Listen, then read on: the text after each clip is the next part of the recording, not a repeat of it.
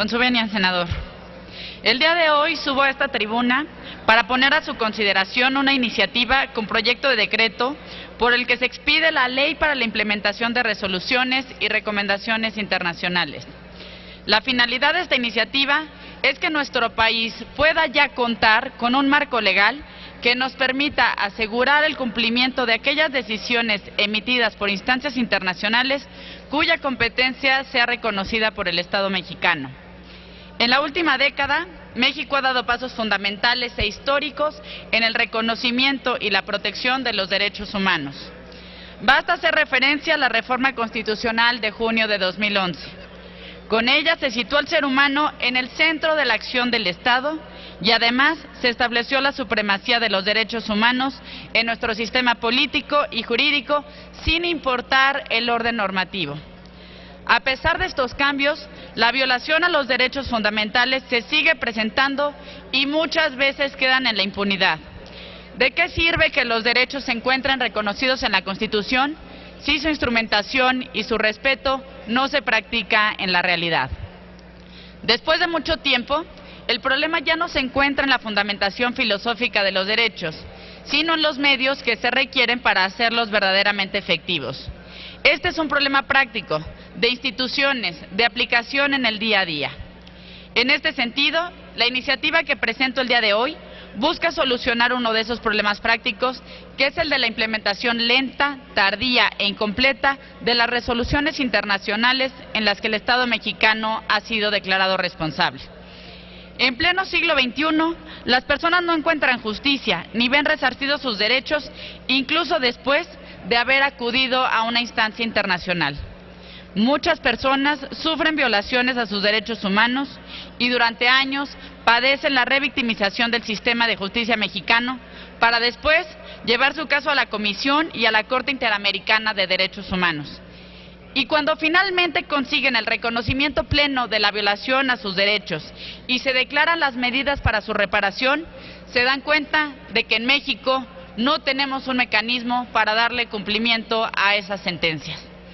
Pensemos en el caso de Valentina Rosendo, una indígena de Guerrero que fue violada por elementos del ejército mexicano en febrero del 2002. Tras un tortuoso paso por los ministerios públicos durante casi 2 años, se decidió que los militares debían ser enjuiciados por un tribunal militar y la justicia castrense resolvió que no había delito que castigar. Fue hasta el año 2008 que el caso de Valentina llegó al Sistema Interamericano de Derechos Humanos y el 1 de octubre de 2010, 8 años después de que se cometiera el abuso sexual en su contra, la Corte Interamericana condenó al Estado mexicano por violaciones a sus derechos humanos. Al día de hoy, la sentencia por la que tanto luchó Valentina sigue sin cumplirse en todos sus términos.